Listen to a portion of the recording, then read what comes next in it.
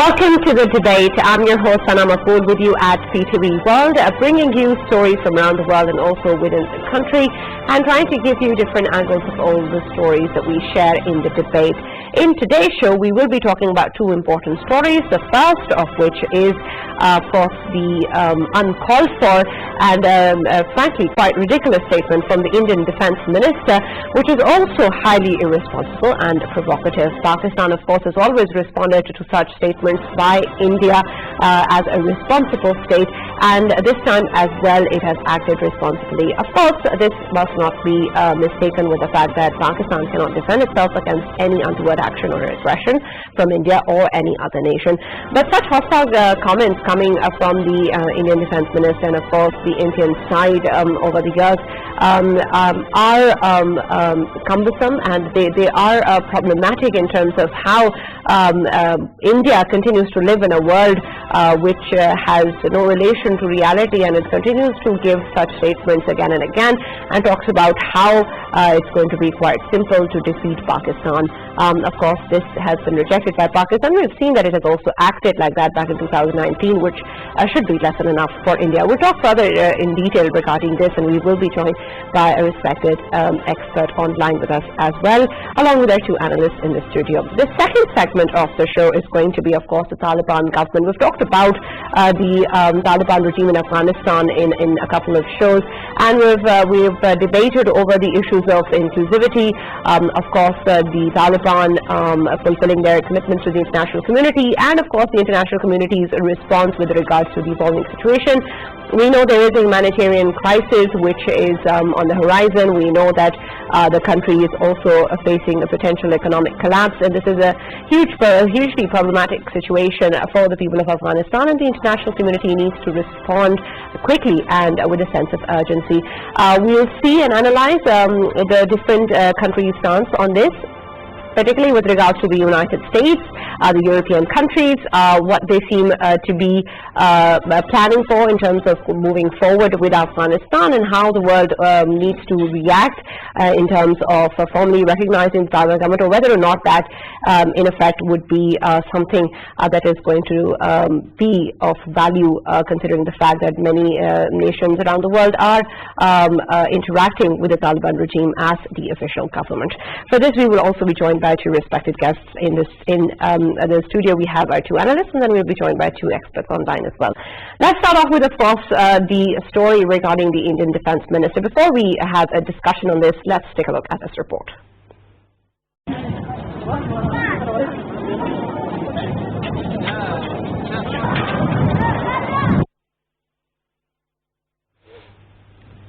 Of course, the Indian Defence Minister has given highly irresponsible and provocative statements. We will try and get back to the report, so we've faced some technical difficulty, but we're going to move on and start our discussion regarding, of course, these statements, and then go back to the report that has been prepared by our team. Farooq, I'd like to start with you. Considering the fact that we've seen India continuing to talk about how it's going to be very simple and very easy to defeat Pakistan, or to wipe Pakistan off the face of the they've also talked about the fact that any surgical strike effort may be done across the border with regards to Pakistan. We've seen such steps or such statements coming out from the Indian side for quite a while now, and despite what happened in 2019, these statements continue to come in. Is this just something that has become the norm now for the Indian side to just say these statements and understand that they can just say this and get away with it, because at the end of the day it won't really matter unless they actually do something? Right, that is a very good question, and let me be honest. Earlier in your introduction you were saying that India lives in a reality of its own, and I totally agree with that, because we have seen that one of these days Indian President has awarded Commander Abhinandan, the guy who Pakistan actually shot down, that person being commendation and award. And why would that be? They still believe that they managed to down actually an F-16. The entire world, even the companies that have been making F-16 have been telling them that it is not true. But they actually choose to live in their own delusional bubble. that is going on. And then you have to understand the character of Indian polity and then BJP's also. On one side, when you talk about Indian polity, Barack Hussain Obama writes in his book that against Pakistan, India's jingoism is such that they all of a sudden become a one nation. So it is essentially nationalism driven by hate of another, that is Pakistan. And now with every passing day of the minorities in India as well, that is one aspect. And then you have to realize what is going on with BJP. BJP believes in shock and awe doctrine. It has been doing it inside the country by actually bulldozing demolishing Babri and umpteen other similar things. If they don't do something shocking, they cannot justify themselves. So there, at this moment, their trajectory is such that if they cannot physically do anything, they do it to the locals, that is Indians, but they don't do it to Pakistan, but they have to keep on talking about it so that they can actually play to their gallery, and it never stops. Right. I'd also like to talk about how such statements coming in from the Indian side are perhaps more for the Indian public than for Pakistan. Before I come to you, Faisal, let me also welcome our respected guest in the show, who is the former ambassador, Dr. Jamil Khan. Thank you for joining us on the debate. Thank you for having me. Right. Faisal, before I move on with Dr. Jamil, considering the fact that, of course, these statements have been coming out for a while now, does this mean that they don't deserve any hate from Pakistan? Perhaps their targeted audience is the Indian public. Really, they just want to put forward their fascist agenda and talk about such things and gain that sort of momentum that they've been trying to gain for a while now, and they're not really aimed for Pakistan. Sana, very first thing I would like to highlight here, as Farooq has earlier mentioned, that whoever, he mentioned about the Abhinandan, I just wanted to say that it is becoming a precedent from the Indian side that whoever gets a bloody nose from Pakistan, he gets a Veer Chakra from India. So that's what is happening, and how I see it very differently. Right now, we are seeing an embarrassed India. We are seeing an embarrassed Indian government, and their Raksha Mantri, their defense minister, it's not the first time he has been, claiming such things in past as well. We need to understand that in recent past, India has been portraying as a hegemonic state towards the other smaller states of the region. Their neighbors, they were obviously taken as India being very hegemonic towards them. We saw that they conducted few raids in Myanmar. They did with the smaller nations like Nepal, Bhutan. Everyone is facing them. But when they came towards Pakistan, of course, they got a bloody nose from Pakistan. And this is what is hurting them, because they are 5 times bigger than Pakistan, and obviously they have larger number of planes, larger number of troops, everything. But when it comes to fighting, of course Pakistan gives them a bloody nose. And same is the case with Chinese. Of course, right now they are talking against Pakistan as well as against China. The only reason behind it is that these two countries, they are the ones who are giving the befitting reply to the Indians. A fact I want to highlight here. We need to go back to a speech made by Rajnath Singh back in 2020, 15th of September. He made this speech in Lok Sabha. And what did he say? He actually said to everyone, he accepted that 38,000 square kilometers of Ladakh, China is already occupying it, and China is claiming 90,000 square kilometers of Arunachal Pradesh. This is the key problem. He himself was telling to his countrymen, to his parliament, all of this. But at the same time, shouldn't we ask Rajnath Singh about what is happening about China occupying your 38,000 square kilometers and 90,000 square kilometers? What do you do about it? Did you ever say anything about it? You know why? Because they know it very well that whenever they'll say that, of course the Chinese will give them a befitting reply, the one they gave them in 2020 May. Right. We'll continue the discussion and include Dr. Jamil as well. But before that, let's take a look at the package that we wanted to play earlier. The people are being put in internment camps without proper trial. The military and paramilitary forces rule with the force of weapons and treat humans worse than animals. Communications with the outside world have been blocked completely, and political leaders are raising fascist and supremacist slogans openly. Mobs roam the streets targeting minorities, lynching people who differ slightly from them. This situation is not from the World War II Germany when Hitler's Nazi party ruled. Rather, it is a description of the current situation of Modi's India. Rightfully so, National Security Advisor Moeed Yusuf has declared Modi as the most fascist leader after Hitler.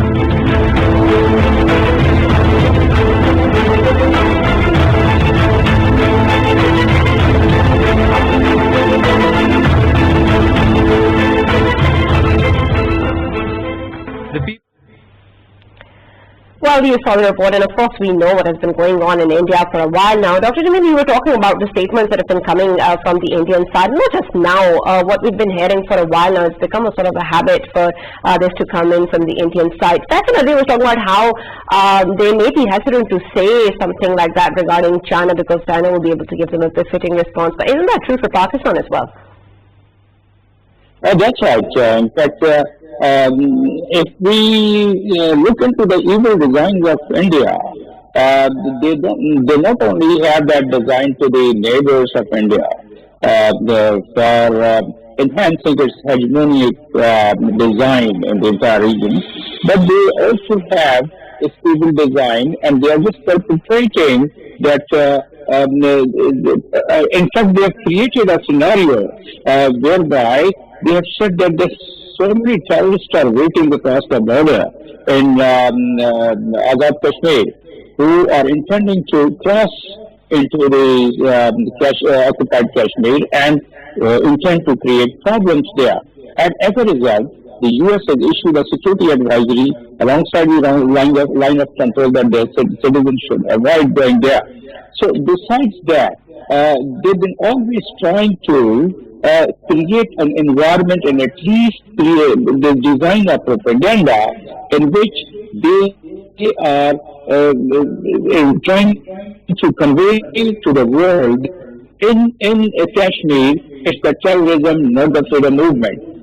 And that is also due to the intrusion from across the border. So if we have these 2 points in our mind, now this threat is a sequence of those evil designs just to divert the attention of the world from the atrocities of Kashmir, from the human rights violation of occupied Kashmir. Now, the threat by itself is against the UN Charter, against the international law.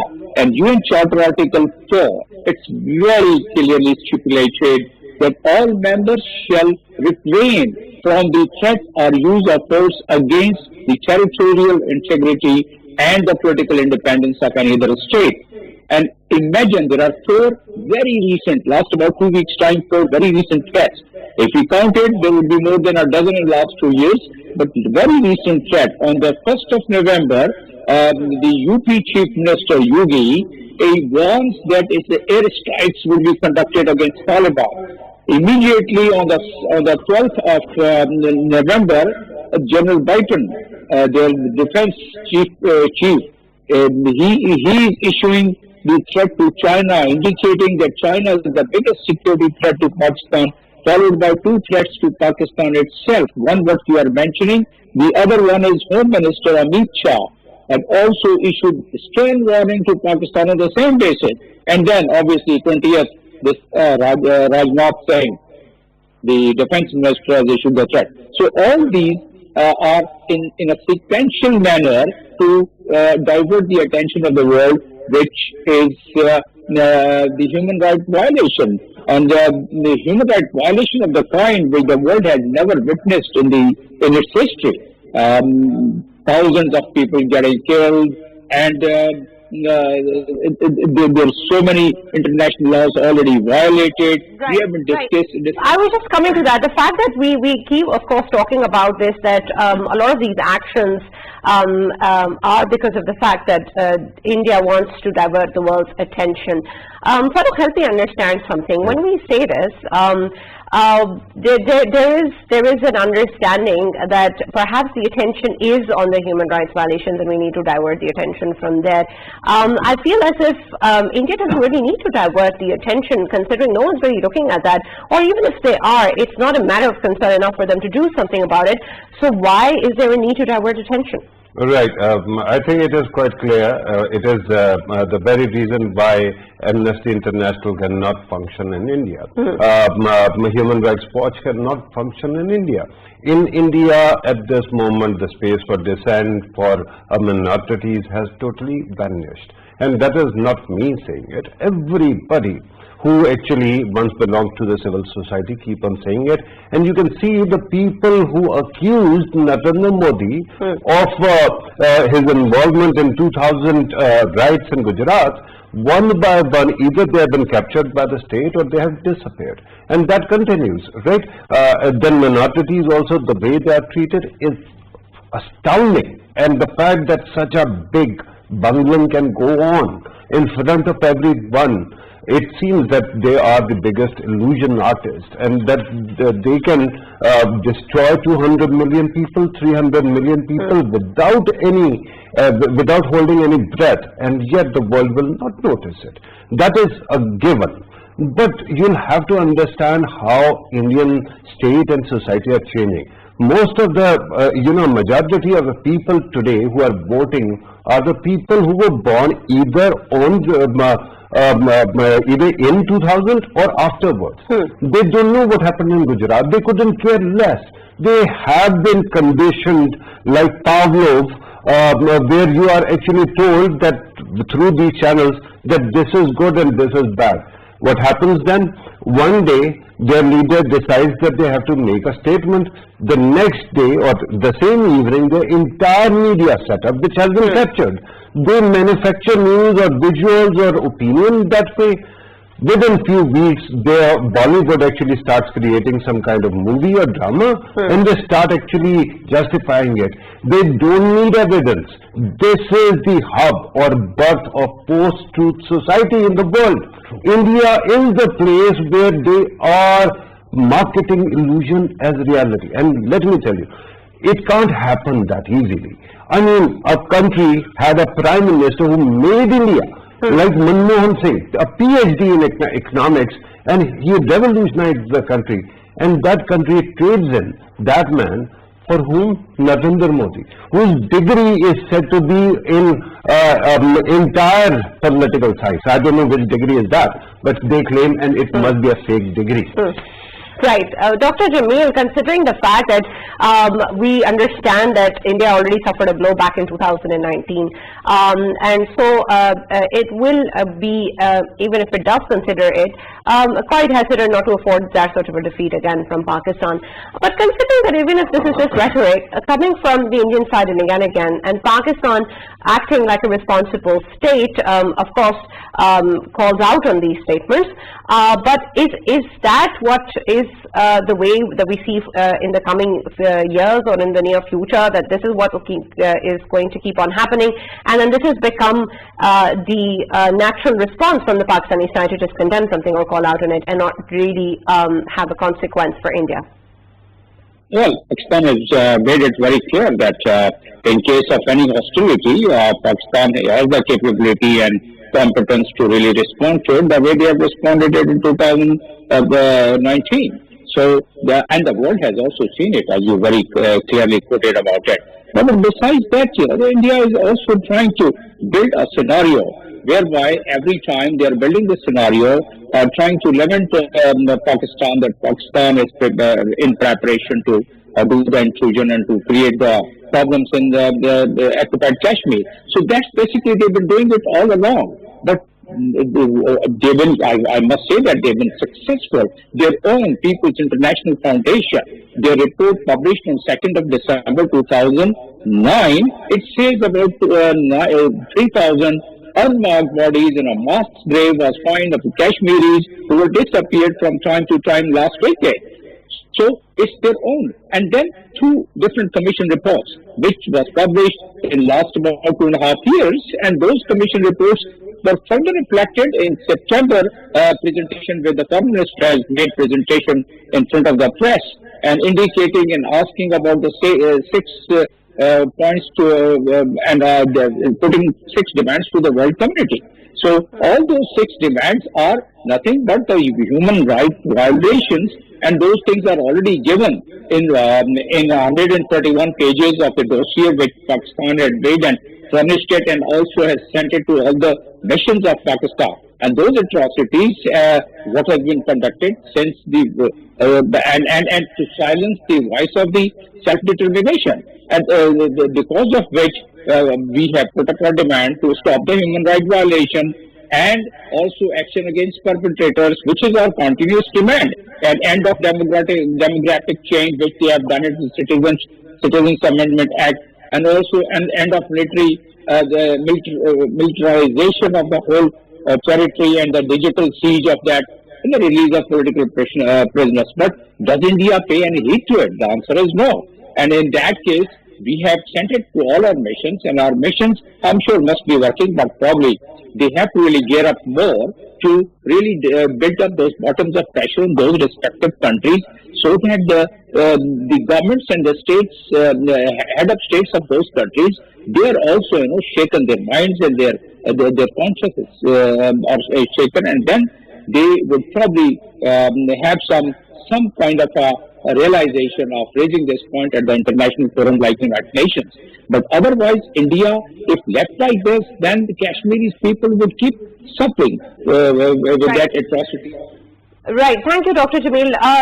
Before I thank you for joining us, I also like to ask you one last question. Considering the fact that India is acquiring the S-400 missile defense system, does that change anything in terms of what an Indian diplomat has called tilting the balance of power?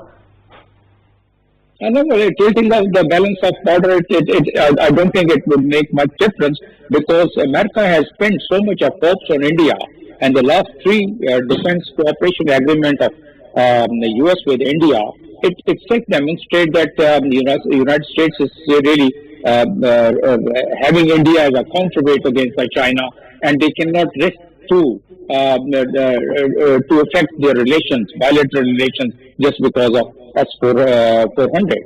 So it might as well bring some kind of a initial hiccup, but it's not going to make much difference so far as the long-term relations and the strategic relations of India and US is concerned. And therefore, India would keep capitalizing on the relations and on the strength of the US and its allies, maybe in terms of trade and commerce, maybe their military relations, maybe their alliance, including the OCAS and other alliances on that. And probably they will divert that towards a country like Pakistan and other neighboring states. And therefore, we will have to keep advocating the points which our Foreign Minister has very recently presented to the entire world. And we have to really keep pressing this point through our embassies, through our overseas community, through the international human rights and the Amnesty International forums. At all, remember one thing: these documents which you see generated by the Human Rights Commission and the United Nations Secretary General report, it's not going to be just shelved, altogether. I have worked in United Nations. Sooner or later, these documents would definitely frame the charge, and you'll see the statues of human rights violation and the war crime of Article 8 at some stage has to be invoked. Right. Thank you very much, Dr. Jamil. Thank you very much for joining us and giving your insight on this issue. Faisal, before we conclude, considering the fact that what Dr. Jamil was saying, that sooner or later there will be somebody who's going to listen, or those documents will hold value, do you think that is true? Are you hopeful of the fact that these will not just be shelved? Sana, I think the hope should always be there. Pakistan has been given the dossiers and constantly doing that, and with the proofs that the way Indian Army is running a show and the way India is running a show, in today's India I'm talking about, world needs to be concerned about it. We used to have an India where some sort of sanity did prevail in the parliaments, but now instead of sanity we have hatred persisting in the parliament, in the Lok Sabha. And if that hatred is right on the top, it is actually going to the bottom, till the bottom it goes. And I just want to share a story, a fact, intelligence-based fact, that in today's Indian Army, the people, the officers who are going for a board to get promoted, even they know the fact that if they have a tilted position towards RSS, a tilted position towards BJP, this is the only way they can get promoted. And if you look at their rogue elements, they are increasing day by day. The only reason behind it is that today's India is hegemonic. Today's India is a fascist India, and we need to be worried about it, and we need to, our government and well throughout, they have to highlight it. Right. Before we move on to the next topic, Farooq, something that you mentioned earlier, I want to also shed some light on that. Considering, I understand conditioning, but do you really think that the people of India at large are just responding in terms of the Pavlovian response? Are they not able to think or use their cognitive faculty in any way, considering what's going on in the world and what's going on within India? Or is it the fear that Faisal was earlier mentioning? No, I totally agree with the premise of your question. I didn't say that it is entirely Pavlovian conditioning. What I actually wanted to qualify is the way their media functions. People who are not actually very well informed will actually go with it, right?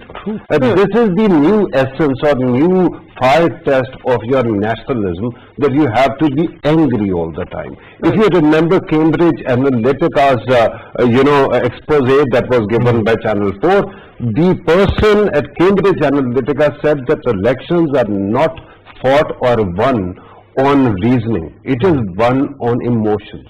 And this is what these guys are doing right now, to keep the cauldron simmering or boiling, and they make their people angry every day. I understand that there must be many people who are very sane. India has 1.3 billion population. It cannot be actually reduced to generalization, but there are people who are fearful as well, or people whose minds have been controlled.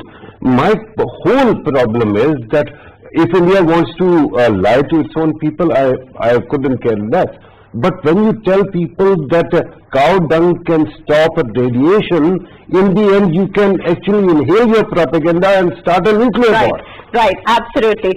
We'll end on that note, and we'll move on to the other topic that we have to discuss, of course, regarding the situation in Afghanistan and Taliban regime, their commitments, and the international community's response regarding that. For this, we have been joined online by Kamran Yusuf, who's a senior journalist. He's on telephone line with us, and we've also been joined on Skype by Scott Lucas, who's the Emeritus Professor of International Politics, University of Birmingham. Thank you very much, gentlemen, for being with us. I'll start with you, Mr. Kamran. Considering the fact that we've seen how the international community has responded to the Taliban regime in Afghanistan.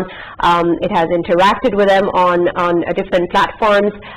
It continues to talk in terms of averting a crisis, both humanitarian and economic, in the country. We have around 15 missions operating in Afghanistan at the moment. Even the US is operating through the Qatari embassy. Considering all of these engagements that we see from the international community, what more is left in terms of the difference between an official recognition of the Taliban regime and the way the international community is responding? Is that really a line that is going to make much difference? Well, I think if we compare it the last time when the Taliban was in power, the situation this time around is absolutely very different. Last time, if you remember, only it was Pakistan that had diplomatic missions in Kabul. But now, as you also mentioned, that around 15 diplomatic missions are already operating in Afghanistan. The Americans are directly talking to the Taliban government. The Europeans are directly talking to the government. So I spoke to a senior Pakistani official, and he said very interesting thing. He said that you recognize the states, not necessarily the government. So Afghanistan is already recognized by the international community. So it is just a question of formality that when you formally announce the recognition of the Taliban government. And also, but in terms of actions, does that make a difference? I think in terms of actions, I think it makes a difference. Of course, that when you formally announce or recognize the government, then, of course, for example, the first thing that will happen, as the U.S. has frozen $9.5 billion foreign assets or Afghan central bank's foreign assets, that would be, of course, the U.S. would then unfreeze. At the moment, of course, that they are using it as a leverage. But at the same time, of course, when you engaging with the Taliban government, don't forget that earlier this month, the acting Afghan foreign minister was in Islamabad, and then the U.S. special representative was also in Islamabad, and he had direct interaction with the acting Afghan foreign minister. What does that mean? Of course, that you are actually recognizing the Taliban government by default. The problem, however, the U.S. is facing, and also the many European countries are facing, they have to cater the domestic audiences as well, because because if they recognize the Taliban without Taliban actually fulfilling all the conditions that were set by the international community, particularly the West, they may face criticism back home. So they are trying to draw a line or trying to maintain a fine balance between engaging with the Taliban government and not formally recognizing them, so that they can, cater both things, the domestic audience as well as, of course, remain engaged with the Taliban government. Right. And now, Mr. Scott, considering if this is the strategy going forward in terms of moving forward with the Taliban regime and also appeasing the domestic audience, this, of course, puts barriers in terms of helping economically the situation in Afghanistan, the people who are suffering there. If that is so, then how long do you think such a strategy can actually work with the international community interacting with the Taliban regime but not officially recognizing it, and then also not really doing much about the evolving situation in terms of the economic collapse in Afghanistan?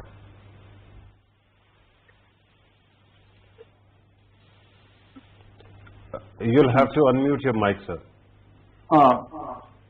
Please go ahead. Well, I have to slightly disagree with, or take a different perspective, because there is a big difference between engagement with the Taliban and the diplomatic recognition of the Taliban.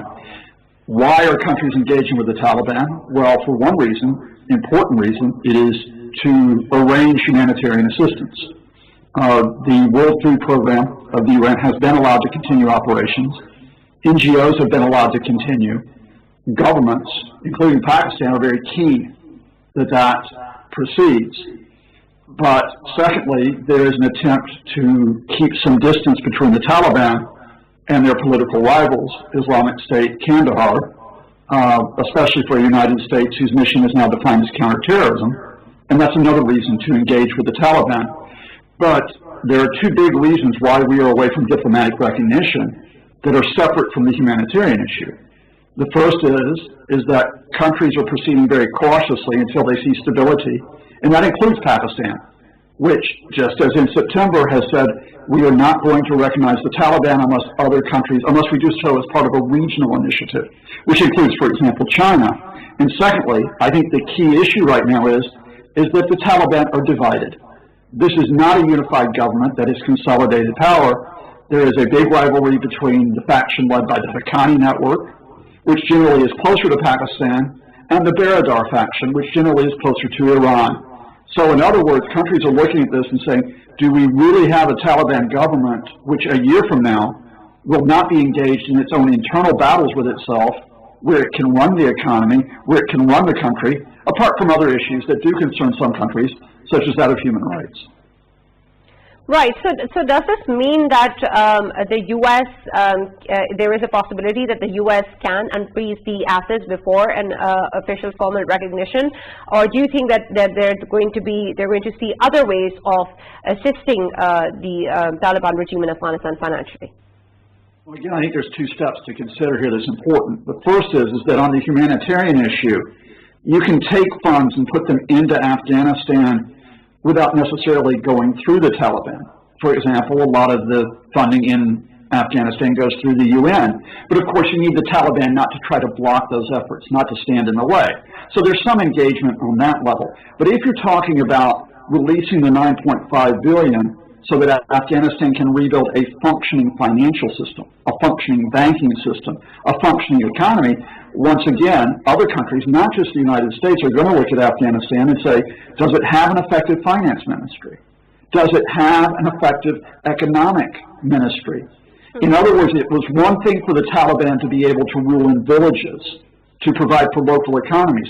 It's far different from looking at the Taliban and saying, have they got the entire economy of Afghanistan under their control if we release these funds? Right. So, Mr. Kamran, considering the fact that there may be a hesitancy by the international community as to where the money is going to go or how it's going to be taken care of and whether or not it's actually going to help alleviate the suffering of the people of Afghanistan, do you think this is a concern that is shared by European countries as well, because they seem to be having a more pragmatic approach? Yes, I think when you talk about the European countries, particularly the Western countries, compared to the U.S., they have a different approach. They are taking a more pragmatic approach, and this is what I spoke to Pakistani officials here, because they want to remain engaged in a more pragmatic way, and we saw, even last week when the German and the Netherlands special envoys were there in Kabul, and they promised providing salaries to the health and the education sector of Afghanistan. So they are more concerned about economic collapse in Afghanistan than actually the U.S. Because the U.S. apparently has narrow agenda in Afghanistan now after their exit. They only wanted that Afghan territory is not again used by Al-Qaeda or any other terrorist groups that threaten their interest. On the other hand, the European countries are genuinely worried because they feel that if there is economic meltdown, if there is a humanitarian crisis there in Afghanistan, that will have huge implications for the region and also for the Western countries. And that is why even Pakistani officials are saying that countries like UK and Germany are now wanted to become part of this Troika Plus that comprises Pakistan, China, Russia and the United States, because they are keen to remain engaged with the Taliban. And I think this is something one can say a silver lining. If the European countries like Germany and the UK and others really come in and have more pragmatic approach, that can, I think, prevent a complete economic collapse. So there is some Farooq here, let me ask you a follow-up question, because you have shared with us the estimation or assessment of senior officials in Pakistan that the world is eventually going to recognize Afghan Taliban. The question at this moment is, given that we are so close to Afghanistan physically, and there are concerns about economic instability, as you have pointed out, what if this doesn't happen? Do we have a plan B, plan C? What are the alternatives? What does Kabul have as plan B or plan C? Do we have any assessment of all that? I think this is the major worry. Even today, Prime Minister Imran Khan chaired a meeting of Inter-Ministerial Coordination Committee on Afghanistan, and one statement was very clear that Pakistan is not going to abandon Afghanistan. As far as Plan B is concerned, I think Pakistan's biggest bet at the moment is, for example, if the U.S. doesn't come to rescue or doesn't help in the rehabilitation and the reconstruction efforts in Afghanistan, Pakistan's biggest bet at the moment is that other regional players like China, Russia, they will come in and play a role. And will not let Afghanistan, collapse and return to another phase of civil war. I think this is the plan B that Pakistan is really looking at. And other than that, I don't think so that Pakistan alone can really manage the mess in Afghanistan. Whatever Pakistan is doing at the moment, whatever is possible, Pakistan is doing at the moment. And I think Pakistan has certain limitations. They need help, ideally from all international players, particularly from the United States and the European countries. But if they are not willing, then I think Pakistan is hoping that China and Russia will take the lead and help Afghanistan in this critical juncture. Right. Sana, I have a question. I have a question from Professor Lucas. Professor Lucas, as we know that right now the biggest problem for the European countries as well as the American countries is the ISIS. ISIS happens to be the biggest problem, and as we know that Taliban are actively fighting against ISIS Khorasan in Afghanistan, and ISIS Khorasan is a sort of backyard of Islamic State, and this is where they can get help to and help from and training camps and everything. I just wanted to ask you, could we see this happening, that in coming future the countries that are not coming on board with accepting Taliban's regime in Afghanistan, can we see them accepting them as the legitimate government of Afghanistan just because of this reason that they are fighting against ISIS Khorasan? Again, Mike. Mr. Khan, I think your mic is on mute. Yeah, I think you need to unmute the mic and control, please. I think you have already seen the engagement between the Taliban and the United States over ISIS Khorasan. So remember that soon after the August 26th attack outside Hamid Karzai International Airport, that the U.S. was in talks with the Taliban about how to prevent another event from that occurring. Indeed, they had been in talks with the Taliban about security for the evacuation before that attack. So I think there are those contacts, and you have mentioned there have been open talks. There have been contact between the U.S. and the Taliban down in Qatar, in Doha. So they are involved in the security issue.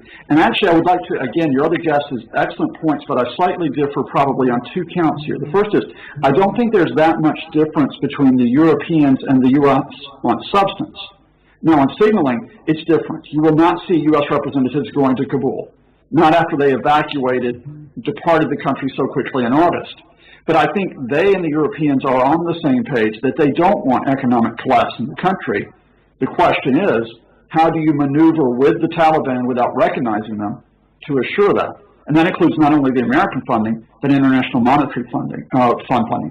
But the other point I'd like to put in your guest is, I don't see China and Russia as a plan B for Pakistan.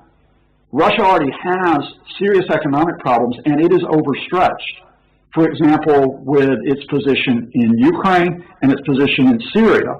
And China tends to be very cautious. They don't go into countries and invest until they see countries being stable. In other words, they can return profit fairly quickly for Chinese investment. I think actually a better plan B for Pakistan would perhaps be the Gulf states, because as you might have already noted to your viewers, the UAE has just opened up an embassy in Kabul, or is about to open up an embassy. Other Gulf states may be interested in Afghanistan, and they too have fairly large sources of funding that could be of use in this case. Right, Mr. Kamran, I'd like you to respond to that as well, and also add to this my question. The fact that when we see different countries, of course, engaging with the Taliban on different levels, do you think that there is a possibility of any country recognizing the Taliban regime before the U.S. does? I think it is too early to say. I think Pakistan is also, hoping that U.S. will take the lead, or at least, and then I think it will become easier, because Pakistan feels that if U.S. does not recognize the Taliban government, then there is no point even Pakistan or any other country recognize the Taliban government, make any difference. So that is why on this particular issue, Pakistan is aligned with other international players, and that is why you need to watch out this Strike Up Plus forum, because that comprises Pakistan, Russia, China, and the United States. So at the moment that they are conveying a collective message to the Taliban government, and I have to say that while Pakistan is quite keen that the world should remain engaged with the Taliban government, at the same time, they also acknowledge that the Taliban government need to fulfill certain commitments that they made with the international community, particularly whether it comes to the inclusive and more representative government, ensuring women's rights, girls' education, and importantly, cutting ties with all the terrorist groups and not allowing the Afghan soil to be used again by the terrorists. So Pakistan is also mindful of the fact that Taliban government